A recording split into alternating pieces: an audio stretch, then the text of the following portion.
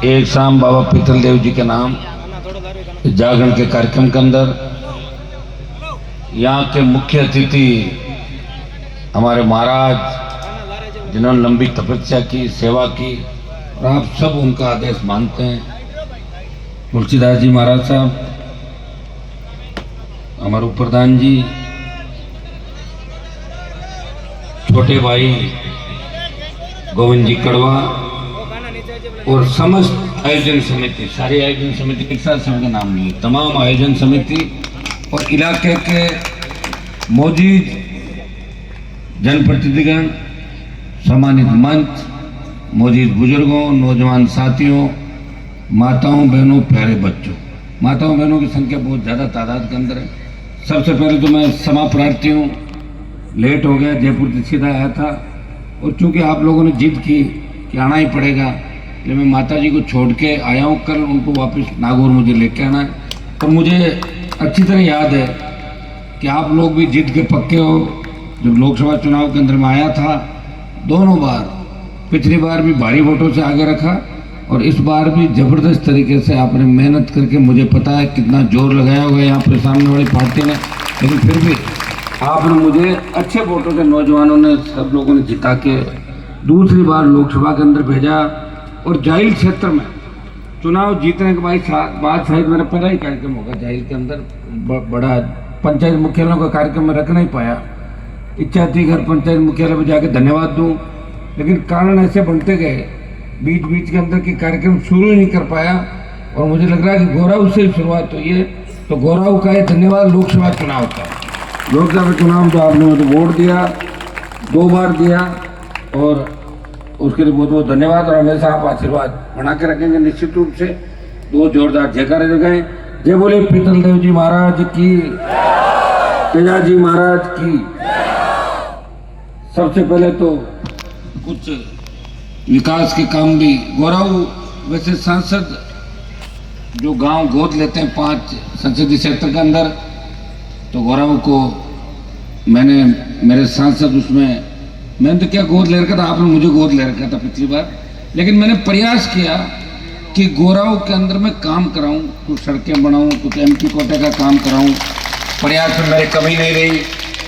मैं काम कराते वक्त ये भी नहीं देखता कि मैं जिनको काम दे रहा हूँ मेरे साथ रहेंगे कि नहीं रहेंगे। मैं बिना भेदभाव के हर व्यक्ति, हर पंचायत, जहाँ वोट मिले वहाँ भी, जहाँ नहीं मिले वहाँ भी, कोशिश यही करता हूँ कि हमारा नागौर अब आगे बढ़े, हमारा क्षेत्र इस देश के अंदर परचम ले रहा है, हम आगे कैसे बढ़े। क्योंकि 70 साल तक जो खड्डे खोद दिए थे पहले, उन खड्डों को भर के और नई इमारत का निर्माण हमें करना है इस राजस्थान की राजनीति के अंदर। और ये कौन करेगा? ये नौजवान करेंगे। मैं धन्यवाद दूंगा मेरे छोटे भाइयों को कि आप सब एकजुट रहें। अगर कोई सरपंचों की लड़ाइयाँ हो जाए, कोई दूसरे मामले हो जाए, तो उनको निपटा लिया करो 2 दिन बाद, सरपंचों के बाद चुनाव तक। उसके बाद सबको एक मंच में बैठ के और समाज का और गांव का और विशेषकर दलित, पिछड़े जो हमारे शेड्यूल कास्ट के भाई हैं, उनका भी ध्यान हमें रखना है। क्योंकि हमारी कौम को इसलिए लोग इस देश के अंदर मानते हैं सबसे ज़्यादा कि जाट सबकी रखवाली करते हैं, अन्न उत्पादन करते हैं और गरीबों का ध्यान भी रखते हैं, पिछड़ों का ध्यान रखते हैं, जवान के पक्के हैं। जिस तरह वीर तेजा जी महाराज ने अपना वचन निभाते हुए 1000 साल पहले गायों के लिए अपनी कुर्बानी दी, शहादत दी, और जब तेजा जी का नाम आता है तो निश्चित रूप से अब पूरे भारत के अंदर, हरियाणा, पंजाब, उत्तर प्रदेश, तमाम जगहों पे वीर तेजा जी महाराज के जयकारे के साथ ही हमारे लोगों के सीने चौड़े हो जाते हैं, फूल जाते हैं कि हम उस कौम से आते हैं जिस कौम से वीर तेजा जी महाराज आते हैं, जिस कौम से महाराजा सूरजमल थे, जिस कौम से सर छोटू राम थे। तो तमाम ये बातें हमें ईश्वर इंगित करती। इतिहास हमें पढ़ना जरूरी है और इतिहास के अंदर जानना भी जरूरी है। हम कोई वैसे नहीं है, हम बहुत मजबूत है। अब धीरे धीरे गिरावट कितनी आ गई। मैं देखता हूँ बच्चे बेरोजगारी से तंग आके गलत रास्ते पे जा रहे हैं, लेकिन गलत रास्ते पे कम से कम आप जाएं। मैं अपील करता हूँ बच्चों से, नशे से हमें दूर रहना। हम किसान के बेटे हैं और हमारे पास ताकत और पूंजी आपकी है। उत्तर भारत के अंदर राजस्थान, हरियाणा, पंजाब, दिल्ली के इलाके, अगर आप लोग कमज़ोर पड़ गए तो देश की सीमाओं की रखवाली कौन करेगा? अगर आप लोग कमज़ोर पड़ गए तो भारत का इतिहास आगे कौन लिखेगा, कौन इतिहास बनाएगा। ले भाइयों, एक संदेश दूंगा कि नशा हमें नहीं करना। आपके नशा कम है, मैं देख रहा हूँ इधर खींवसर, लोहावट, ओसियाँ, उस साइड में बच्चे नए नए नशे। दूसरी बात, जो नशे के कारोबारी है वो चुनाव के अंदर आ जाते हैं, कुछ लोग उनको वोट भी डाल देते हैं, कुछ लोग कहते हैं कि भामाशा है, 21-51 रुपये लेके उनको छापा बंधाते हैं। ये अपने को इन चीज़ों का भी ध्यान रखना है। जो नशे के व्यापारी है, नशे के कारोबारी है, उनको एक बात आप कह दो कि आपका स्वागत हम जब भी करेंगे जब आप नशे का कारोबार छोड़ दो, समाज सेवा के अंदर लगोगे। जो नशे का कारोबारी है वो नशा ही करेगा।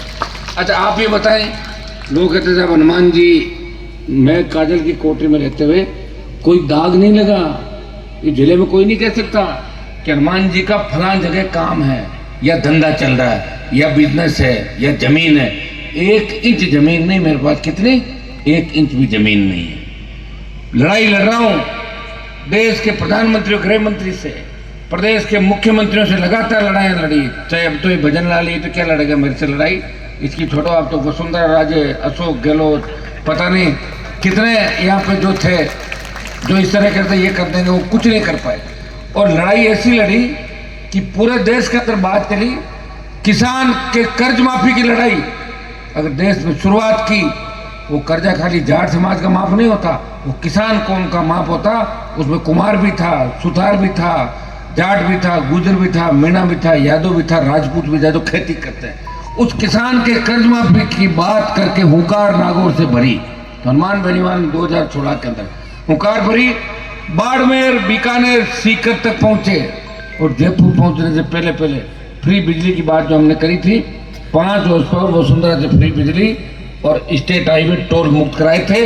अगर टोल मुक्त की बात किसी ने करी तो नागौर के सांसद ने राष्ट्रीय लोकतांत्रिक पार्टी के घोषणा पत्र में टोल मुक्त भारत और टोल मुक्त राजस्थान की बात करी। भाइयों, कर्ज माफी की जो बात चली वो नागौर की रैली के बाद और बाड़मेर की रैली के बाद मध्य प्रदेश में किसानों ने सीने पे गोलियां खाई और कर्ज माफी के आंदोलन को देश के अंदर हवा दी। मैं आपको विश्वास दिलाता हूं, बहुत दिन दूर नहीं जब हिंदुस्तान की सरकार से 16 लाख करोड़ का किसानों का तमाम कर्जा माफ कराएंगे, ये मैं विश्वास आपको दिलाता हूं। आप हिम्मत रखें, धैर्य रखें, हौसला रखें। आप इतना ही अंतर देख लें कि नेता तो पहले भी नागौर के अंदर हुए थे, मेरे से लंबी हाइट के भी 2-2, 3-3 इंच, लेकिन माइक पकड़ने के बाद किस तरह की गाड़ियां बकते हैं देखा आपने उन लोगों को। पूरे हिंदुस्तान के अंदर नाक कटवा दी। मैं गया लोकसभा के अंदर, मुझे लोग कहते साहब ये नागौर का आदमी है। मैं कहा हाँ, कि इतनी गाड़ियां बकता, पब्लिक इसको पीटते नहीं। मैंने कहा पता नहीं मौका आएगा जब कर लेंगे छोरे कुछ फिर सर के अंदर दबोचा था ले जाके रेत के अंदर। तो भाई इस तरह का गाली गलौज करके और जनता को क्या संदेश आप देना चाहते हो। मैं ये नहीं कहता कि प्रत्येक व्यक्ति कोई गाली, मेरे को भी कहते हनुमान जी ने कभी गाली निकाली नहीं। हो सकता है कि भाई भाई आपस में लड़ते हैं, परिवार में बैठते हैं, छोटी मोटी बात भी हो जाती है, नाराजगी भी हो जाती है, पिता पुत्र को, बड़ा भाई छोटे भाई को कुछ कह देता है तो निकल जाते हैं। मैं ये नहीं कहता कि कोई पहली बार ये गाली गलौज उन्होंने ही की, लेकिन सार्वजनिक मंचों पे अगर देश में गाली बकने का काम किया और रिकॉर्ड बनाया तो उसी व्यक्ति ने बनाया जिसने सारी परंपराएं तोड़ दी।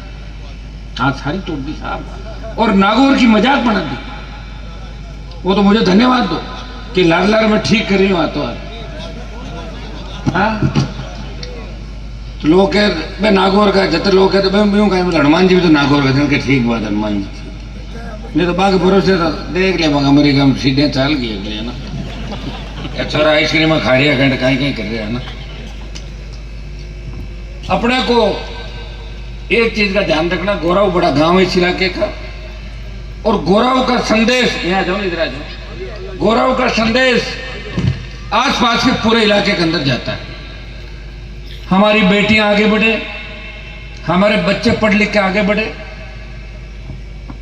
कॉलेजों की कमी थी नागौर जिले के अंदर।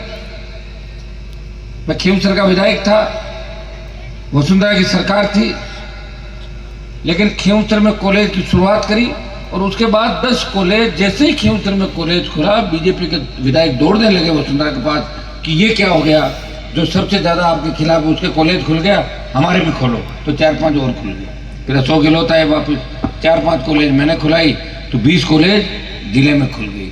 इस कॉलेज का फायदा सबसे बड़ा यही है कि हमारी बेटियों को 12th करने के बाद बाहर जाने में दिक्कत होती है। वो कहाँ शहर के अंदर किसान की बेटियां जाएगी, कैसे पढ़ेगी, कौन उनकी रखवाली करेगा? जो हालात बन रहे हैं वो ठीक नहीं है। तो कॉलेज खोलने का ये फायदा, लेकिन आप लगातार रेगुलर जाए। मैं तो कोशिश करूंगा इस बार इस बात की कि राजस्थान सरकार पंजाब सरकार की तरफ में ऐसी व्यवस्था करे कि हमारी बेटियां जो कॉलेज में जा रही है, नज़दीकी कॉलेजों में, वहाँ राजस्थान की सरकार खुद ही बच्चों की व्यवस्था करे, हर गांव से लाए और सुरक्षा के साथ बच्चों को वापस गांव-गांव पहुंचाए। ये बसों की व्यवस्था सरकार करे, जिस तरह पंजाब ने करी। ये प्रयास करें। वैसे मैं देखो, मैं बहुत लगा फीस 25 साल, लेकिन इस बार थोड़ा सा मैं नर्वस हो गया। इसलिए हो गया तो पिछली बार 3 सीट थी, अब की बार 1 पे ले आए वापस। तो खाली डीजे बनाने से, हार उड़ला करने से मजा थोड़ी आ रहा। उम्र मेरी भी तो बढ़ रही है, घट थोड़ी रही है। आगे जा रहा हूँ भाई, पीछे थोड़ी आ रहा हूँ। लोग तो राज के मजे ले गए, कोई 5 साल ले गया, कोई 15 साल ले गया, कोई 10 साल लगा। आओ मंत्री जी, आओ मंत्री जी, आओ। मैं तो 20 साल पहले मंत्री जी बन जाता फिर। क्योंकि मेरी लड़ाई है आपकी कि किसान के हाथ में सत्ता की चाबी कैसे आए, किसान का बेटा सत्ता पे कब्जा कैसे करे, और सत्ता ऐसी हो, अतिवृष्टि, ओलावृष्टि, फसल बीमा, अगर नुकसान हो गया तो आपको सरकारी तरफ नहीं देखना पड़े, पटवारी आएगा, कलेक्टर आएगा, अपने आप ही व्यवस्था हो, पैसे अपने आप आपके खाते में आ जाए और किसी तरह का नुकसान नहीं हो। खेत खेत सिंचाई का पानी, मुफ्त बिजली, सशक्त लोकायुक्त, सड़क, पानी, बिजली, स्कूल, अस्पताल, ये प्रमुख चीजें हैं जिनसे हम कोसों दूर है।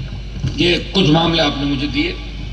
मैं आपको विश्वास दिलाता हूं कि नागौर के अंदर सबसे ज्यादा केंद्रीय विद्यालय मैंने स्वीकृत कराए 4, जो हिंदुस्तान के किसी संसदीय जिले में नहीं थे। रुक गए, आचार संहिता लग गई, सरकारें बदल गई, अब चारों खुल जाए। लेकिन क्यों सरकार, उपचुनाव आ गया, उपचुनाव आ गया तो सरकार कैसे पैसे देगी भाई? अगर दे देंगे तो हनुमान जी के वोट बढ़ जाएंगे। ये पैसा रोकना है। फिर भी देखो, लड़ रहा हूं, रुक नहीं रहा हूं। डीईसी की मीटिंग ली मैंने, मीटिंग के अंदर निर्देशित कराया कि सबसे ज्यादा ढाणियां खींवसर, नागौर, जाहिल के अंदर, नागौर जिले के अंदर प्रत्येक ढाणी में बिजली की व्यवस्था होनी चाहिए। आप अखबार पढ़ते हो कि नहीं पढ़ते हो? सारे लोग सोशल मीडिया पर देखते हो।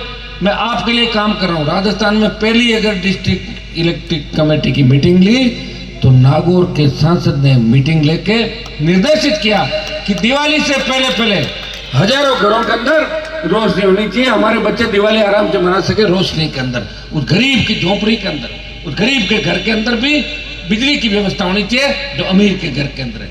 अब आप जब मेरा देखोगे एमपी कोटे का बजट, तो उसमें आप देखोगे कि 70% 60% बजट मैंने स्कूल और बिजली इसके लिए दिया, और हर वर्ग हर जाति को दिया। कोई नहीं कह सकता, लोग कहते हैं हनुमान जी तो जातिवाद करते हैं। अरे जातिवाद तो अपनी जाति में जो पैदा होता है वो अपनी जाति का नाम तो लेगा कि नहीं लेगा? फार्म भरोगे जो भी लिखना पड़ेगा तेरी जाति क्या है। मैंने लाएगा, मैं लाएगा जातिवाद?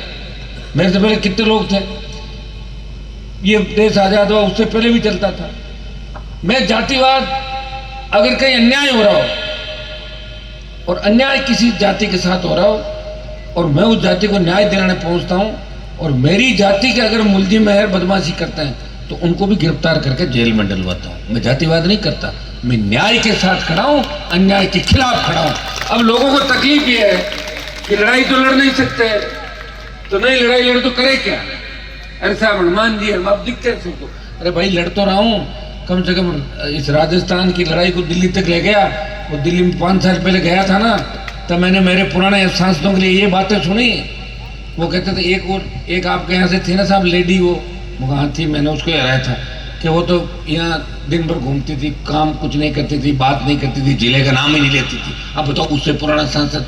मैंने कहा पिछली बार बड़ा, और वो भी घूमते थे, उनका भी 2.5-3 करोड़ का बजट बाकी है, वो मंत्री रह गए, कुछ नहीं करा पाए। और मैं सरकारों से लड़ा, सरकारों से लड़के जब देश के अंदर किसानों को आवश्यकता पड़ी, जब हरियाणा, पंजाब, उत्तर प्रदेश के किसान नेताओं ने कहा कि सादत की आवश्यकता है, किसान कौम को आवश्यकता बलिदान की, कौन बलिदान देगा? हनुमान जी आप बलिदान दो। मैंने कहा मैं क्यों दूं, मेरी पार्टी तो नहीं है, मैं 5 साल सत्ता का सुख भोगूंगा, बाद में दूंगा। सारी ऐसे ही काम करें।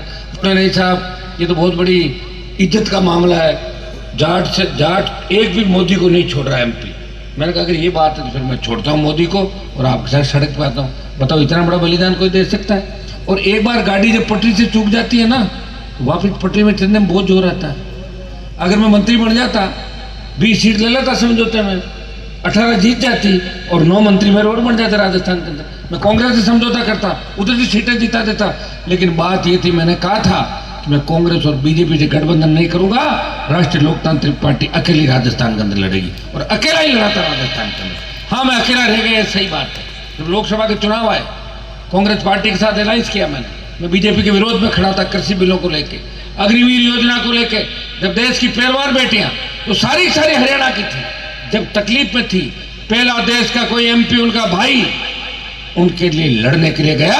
वो नागौर का सांसद था तेजा जी का भक्त, उन बेटियों के सम्मान का अंदर जाके खड़ा हुआ और बाहुबली को सबक सिखाया, उसको बताया कि ये हरियाणा तक नहीं मामला, पूरा राजस्थान और पूरा देश इन बच्चों के साथ खड़ा है।